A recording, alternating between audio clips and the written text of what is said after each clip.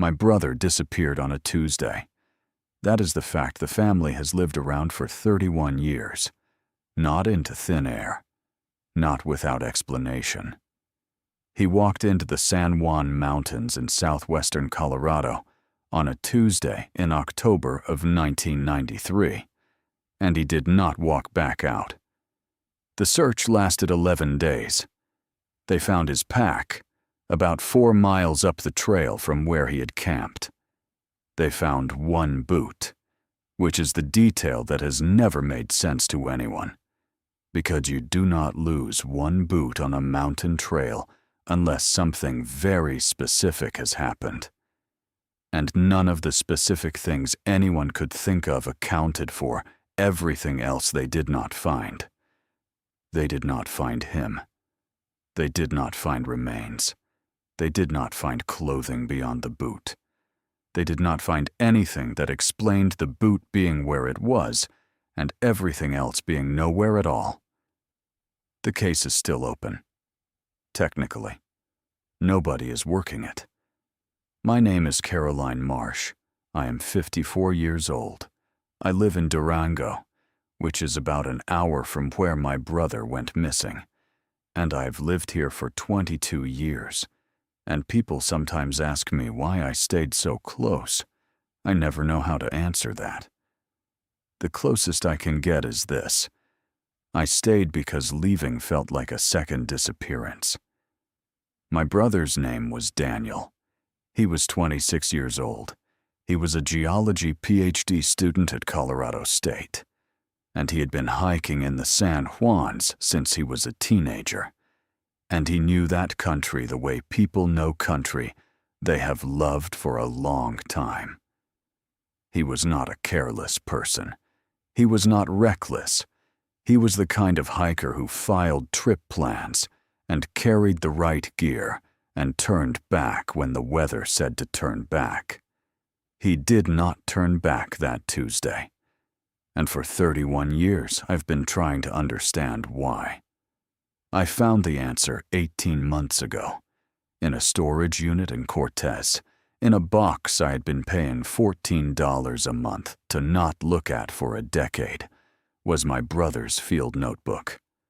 I had thought it was lost. I had thought it was on the mountain. I do not know how it got into that box. I do not know who put it there. But it was there, and I read it. And I am going to tell you what it said. Because Daniel wrote, on the last page, in handwriting that was not as steady as his usual handwriting, that if anything happened to him, he wanted someone to know the truth. I am the someone. And this is the truth. Daniel had been going to the San Juans for 15 years by the time he disappeared. He had hiked every major trail in the Weminuche Wilderness, which is one of the largest wilderness areas in Colorado. 330,000 acres of high country, lakes and peaks and valleys that most people never reach, that go weeks in the off-season without seeing a human being. He loved it. He writes about it in the early pages of the notebook, the way people write about places they love, with the specific detail of someone who has been paying attention for a long time. He knew which lakes had the best cutthroat in August. He knew which passes held snow until July, and which were clear by June. He knew the afternoon thunderstorm patterns, which in the San Juans in summer are not suggestions, but facts, and he planned his days around them. He knew that country. And in the summer of 1992, about 14 months before he disappeared, he began to suspect that the country knew something he did not. He writes, "I have been coming up here long enough to know what is normal and what is not. I am a scientist. I document things. I have a methodology. And what I have been documenting, over the past 3 trips, does not fit any methodology I have." He had been finding tracks, not bear, not elk, not mountain lion. He had been finding tracks at high elevation, above timberline, in places that did not make sense for any large animal to be. Because there was nothing to eat up there and no shelter, and in the shoulder seasons the weather was too severe for anything that was not a bird or a pika. But the tracks were there. He had measured them. He had photographed them. He had made plaster casts of 2 of them, which he describes in the notebook with the precision of someone who has been trained to record physical evidence carefully. Large, very large, bipedal, 5 toes, no claw marks. The stride, when he could trace a complete sequence, was between 5 and 6 feet. He writes, "I know what these look like. I know what anyone would say they look like. I am aware of the literature, such as it is, and I am aware of the problems with that literature. I am not a credulous person. I do not want to be the person who finds what I am finding, but I am finding it. And I am a scientist. And a scientist documents what is in front of him, whether or not it is convenient." He first saw one in July of 1993, 3 months before he disappeared. He had gone up to a lake he calls Lake 11 in the notebook, which I believe is an unnamed lake at about 11,000 feet in the southern Weminush. He had camped there twice before. It was a small lake, with good fishing, and a view of the peaks to the north that he writes about with more warmth than he writes about almost anything else. He had been there 2 days when he woke at first light and looked out of his tent, and saw it, on the far shore of the lake. He does not write dramatically about this moment. He's a scientist. He writes like a scientist. He writes, "Observed large bipedal subject, far shore, approximately 80 meters. Subject appeared to be drinking from lake. Dark coloration, heavy build. Height estimated 7.5 to 8 feet. Subject was aware of my presence, looked directly at tent, did not flee. Observed for approximately 4 minutes until subject moved into tree line to northwest. Movement was deliberate and unhurried. 4 minutes, 80 meters. Full morning light." He writes, "I am going to be very careful about what I say next, because I am going to say something that will sound like it is not from a scientist. It was not afraid of me. That is the thing I keep coming back to. Not the size, not the gait, not any of the physical details. The fact that it was not afraid of me. Everything in that country at that elevation is afraid of people, because people are the most dangerous thing that comes to high country, and the animals know it. This did not know it, or knew it, and had decided I was not the kind of person it needed to be afraid of. I do not know which of those is more unsettling." He went back in September, 6 weeks before he disappeared. He went back to Lake 11, and he camped in the same spot, and he waited. He writes, "I am aware that this is not standard field methodology. I am aware that I am doing something that is closer to what a naturalist does than what a geologist does. I do not care. I have been thinking about those 4 minutes for 2 months, and I need more information." He waited 3 days. On the 3rd evening, at dusk, it came back. Not to the far shore this time, to the near shore, 20 feet from his camp. He writes, "I did not move. I had decided, in advance of this possibility, that I would not move, that I would sit exactly where I was, and let it approach at whatever distance it chose, and that I would not make any sudden motion, and that I would breathe slowly. I want to tell you how large it was, from 20 feet. I have spent the past 6 weeks trying to develop a frame of reference that would be useful to another person. I have not been able to develop one. They're in no frame of reference for this, not because the size itself is incomprehensible, but because the size in combination with the quality of its attention is incomprehensible. It was looking at me the way I look at a core sample, interested, methodical, taking in information. It stood at the edge of my camp for approximately 8 minutes. It made no sound. I made no sound. And then it turned and walked up the slope and into the dark. And I sat in my camp, and I will be honest and say that my hands were shaking.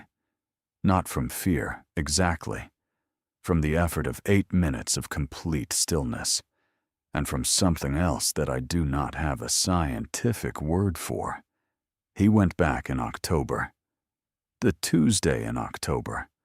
He writes, in the last entry before the handwriting changes, that he was going back to Lake 11 for one more visit before the snow closed the passes.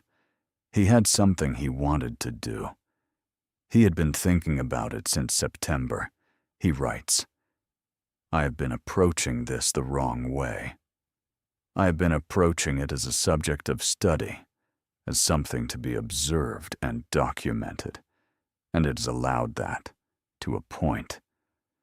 But I think it has also been doing something that I have not adequately accounted for in my methodology. It has been studying me.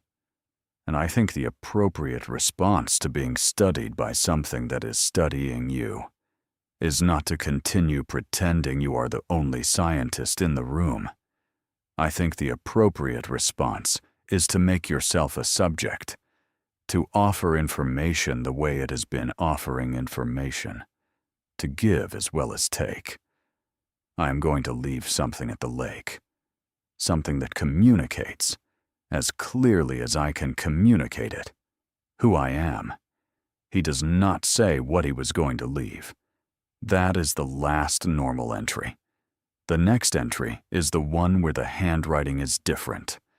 I have looked at that last entry many times. I have looked at it in good light and bad light. I have looked at it with a magnifying glass. I have photographed it and zoomed in until the pixels blurred. It is his handwriting. I am certain of that. But it is his handwriting under some kind of stress, or in some kind of hurry, or in conditions that made writing difficult. It says, not what I expected, not dangerous. Tried to explain. Don't think the words worked, but something else did. Going higher with them. Chose to go.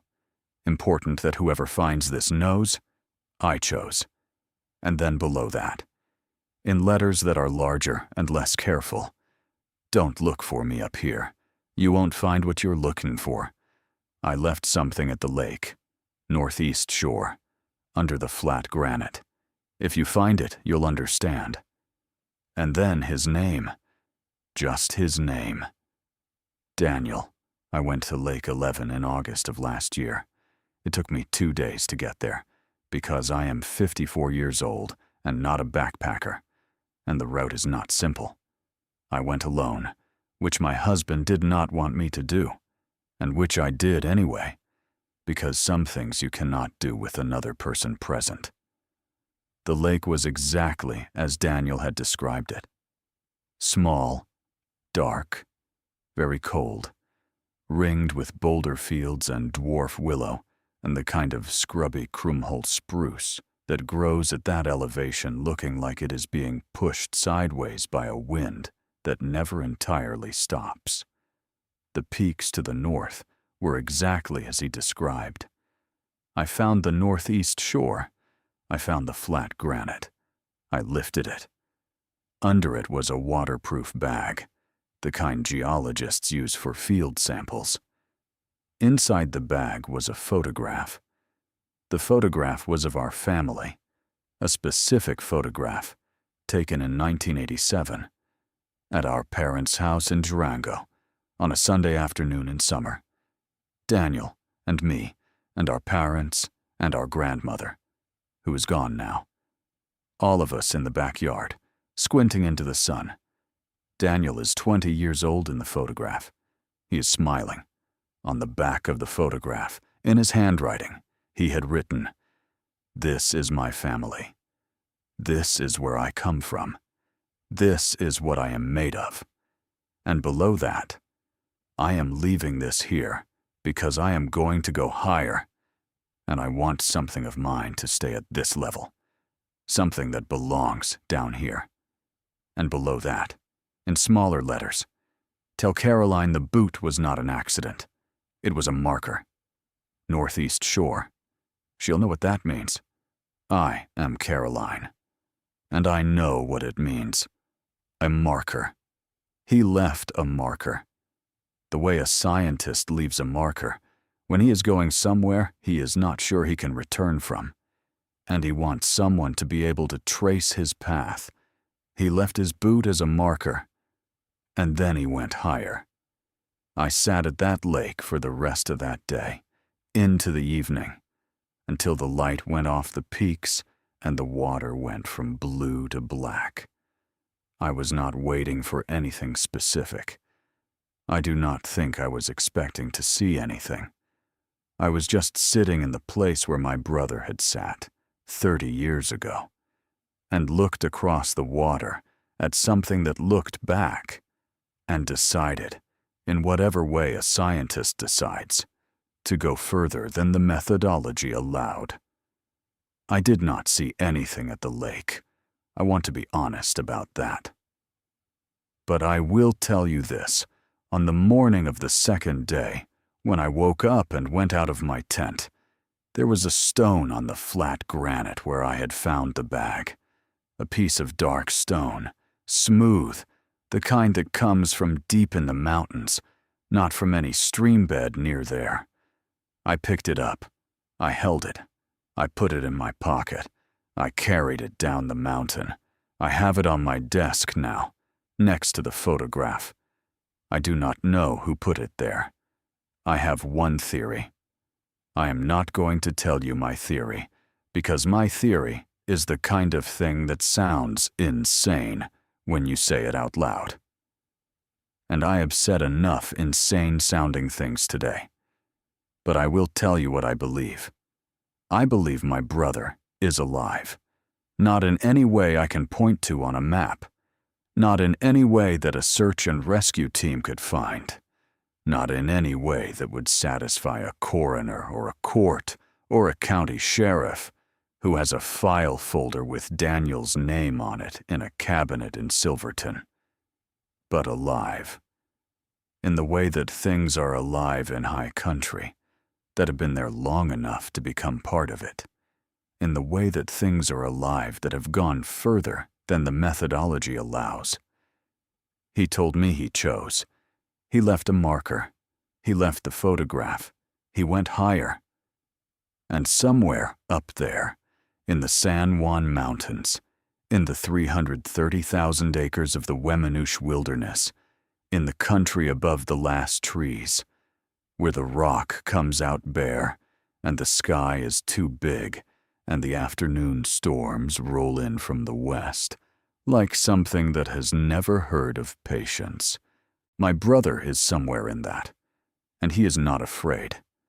I know he is not afraid, because I know my brother, and my brother was never afraid of anything that was genuinely interesting. And this, whatever this is genuinely interesting. He would say that. He would say it like a scientist. He would say, the data is incomplete, but the direction of it is clear. And then he would go back up the mountain. He always went back up the mountain. That is who he was. That is who he is. There is one more thing. In August, when I was at the lake, on the second morning, before I found the stone, I woke up in the dark, not because of a sound, not because of anything I could identify. I just woke up.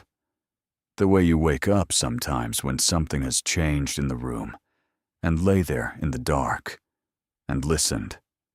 And I heard, very faintly, from somewhere up the slope above the lake, in the dark above timberline, where nothing with any sense should be at 3 in the morning, a sound, long, low, carrying, the kind of sound that has been designed, over a very long time, to travel across large distances of mountain air. I lay in my tent, and I listened. It came again, from a different position, farther along the ridge, moving, and then, much closer than I expected, from the boulder field just above camp, an answer, also long, also low, but different, shorter, and with a quality that I'm going to describe, and I know how this will sound, but I am going to describe it anyway. It had the quality of a name. Not my name. A name I did not know. A name in a language I do not speak. But a name. I lay in my tent, and I did not move, and I listened to it go back and forth, twice more, and then stop. And then there was just the wind, and the sound the dwarf willow makes in the wind, and the very distant sound of water somewhere below. And I lay there, and I thought about my brother, 20 years old in the photograph, squinting into the Sunday light, smiling. And I thought, he's up there, and something up there knows his name. And that is, for me, enough. It has to be enough. It is the only thing I have left, and it is more than most people get. And I will take it. My name is Caroline Marsh. I am 54 years old. I live in Durango, Colorado, 1 hour from the San Juan Mountains. My brother Daniel disappeared in October of 1993. The case is still open. I am not asking anyone to look for him. I am asking only that you understand. If you have listened to all of this, that disappearance is not the same as death. That going further than the methodology allows is not the same as being lost. That there are places in this country so high and so old and so far beyond the edge of anything we have mapped. That the things that live there have their own names for each other. And that once in a very long while, one of those names is a human name. Said by something that is not human, on a ridge in the dark, above a lake where the fish are good in August. And the view of the peaks to the north, Daniel wrote, is the best view in Colorado. He wrote that on the first page of the notebook, long before any of the rest of it. He just loved it up there. He just loved it. And in the end, I think, it loved him back.